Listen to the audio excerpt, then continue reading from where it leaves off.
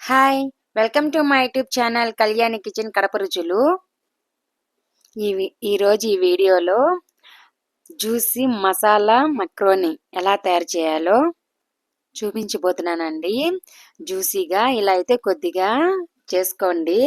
తింటూ ఉంటే ఇంకా తినాలనిపించేలాగా అలా ఈవినింగ్ పిల్లలతో మనం కూడా కూర్చొని వేడి వేడిగా ఇలా ప్లేట్లో సర్వ్ చేసుకొని తింటూ ఉంటే ఎంత తింటామో లెక్కే లేదు.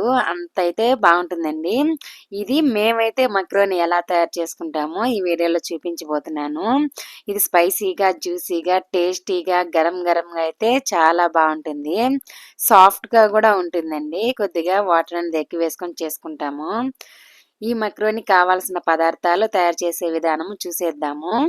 1/2 kg మక్రోని క్లాత్తో కానీ లేదా వాటర్తో కానీ కడిగి శుభ్రంగా ఉంచి పక్కన పెట్టుకోండి.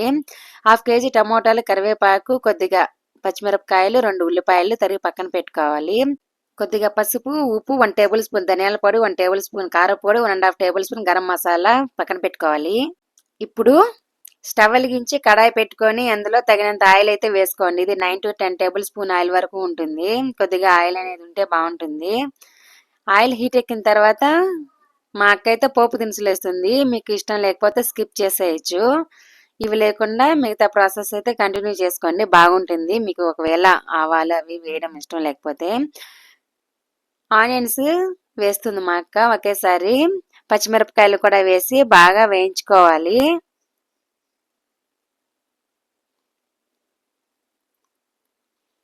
మా అక్క అయితే చాలా బాగా చేస్తుందండి. చాలా సాఫ్ట్గా, జ్యూసీగా అయితే భలేగా ఉంటుంది. అందులోనే గుప్పుడు కరివేపాకు వేసేసుకోండి.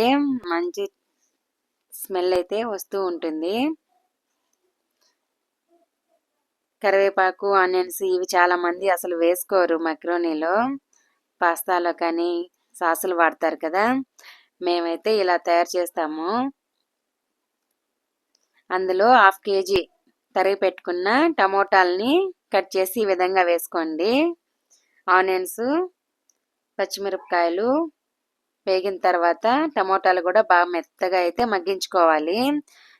ఎక్కడే కానీ ముక్కలు అలాంటివి తగలకూడదు. లేదంటే మీరు మిక్సర్ జార్లో అయినా గ్రైండ్ చేసి వేసుకోండి పేస్ట్. మసాలా ఇంగ్రీడియంట్స్ మొత్తం వేసేయాలి ఒకేసారి. వేసేసి ఒకసారి బాగా వేయించుకోవాలి. ఆయిల్ అనేది పైకి రావాలండి, అప్పుడే మనకి బాగుంటుంది మసాలా. పచ్చి వాసన అనేది ఉండదు. మా అక్క నీళ్ళైతే వేస్తుంది. మసాలాలు వేగిపోయాయి.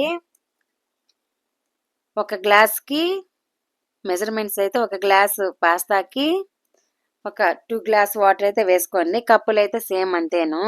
మన రైస్ లెక్కే. రైస్ అయితే పులావు, బిర్యానీ చేసుకుంటూ ఉంటాం కదా, సేమ్ అలాగే అండి ఇవి కూడాను. ఈ విధంగా కావలసిన నీళ్ళు అయితే వేసుకోవాలి. 1/2 kg కదా, నీళ్ళు అయితే బాగానే పట్టాయి. ఈ విధంగా నీళ్ళు వేసుకొని బాగా మరిగించుకోవాలి. ఇలా మరుగుతున్న నీళ్ళని బాగా ఒకసారి మిక్స్ చేసుకోవాలి. ఒక 2 నిమిషాల పాటు అలా ఉడికించడం వల్ల బాగా మసాలాలు అయితే బాగా కుక్ అవుతాయి. ఈ విధంగా మక్రోని మొత్తం వేసేయండి ఎసురు మరిగేటప్పుడు. ఇప్పుడు ఒకసారి బాగా మిక్స్ చేసుకోవాలి. మంటని హై ఫ్లేమ్లోనే పెట్టండి. మనము పోపు పెట్టుకున్న దగ్గర నుంచి ఇప్పటిదాకా ఫ్లేమ్ అనేది హై ఫ్లేమ్లోనే ఉండాలి. పాస్తా దగ్గరికి వచ్చే కొద్దీ ఫ్లేమ్ అనేది తగ్గించుకోండి, సరిపోతుంది. ఇలా ఒక 5 నిమిషాల పాటు ఉడికించుకోవాలి హై ఫ్లేమ్లో. ఇవి చాలా తొందరగానే ఉడికిపోతాయి.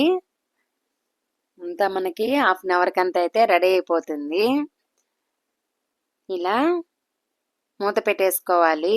మా అక్క అయితే పళ్ళెమే పెట్టేసింది, మూత సరిపోయేది లేదనేసి, కరెక్ట్ సైజు లేదని పళ్ళెం పెట్టింది. తర్వాత ఒక 5 నిమిషాల తర్వాత ఇంకోసారి చూపిస్తుంది. ఇంకా మనకి నీళ్ళు అనేది అలానే ఉన్నాయి. ఇంకో ఒక 6-7 నిమిషాల వరకు అయితే పడుతుంది. ఈ విధంగా ఇంకోసారి బాగా మిక్స్ చేసుకొని మూత అయితే పెట్టుకొని ఇంకో 6-7 నిమిషాల పాటు ఉడికించుకోండి. ఇది వర్షాలు పడుతున్నప్పుడు గానీ, ఈవినింగ్ స్నాక్స్ అయినా భలేగా ఉంటుంది తింటుంటే. జంక్ ఫుడ్ అయినా కూడా సరే తినాలనిపిస్తుంది. పాస్తా అన్నా, లేదా మక్రోని అయినా, మ్యాగీ అయినా ఇలాంటివన్నీ జంక్ ఫుడ్ అని తెలిసి కూడా మనం చేసుకొని తింటూ ఉంటాము వదలలేకుండాము. ఇలా ఇంకో మూత పెట్టేసి ఇంకో 2, 3 నిమిషాల పాటు నీళ్ళన్నీ ఎగిరిపోయేలాగా ఈ విధంగా అయితే దగ్గరికి రానిచ్చుకోవాలి.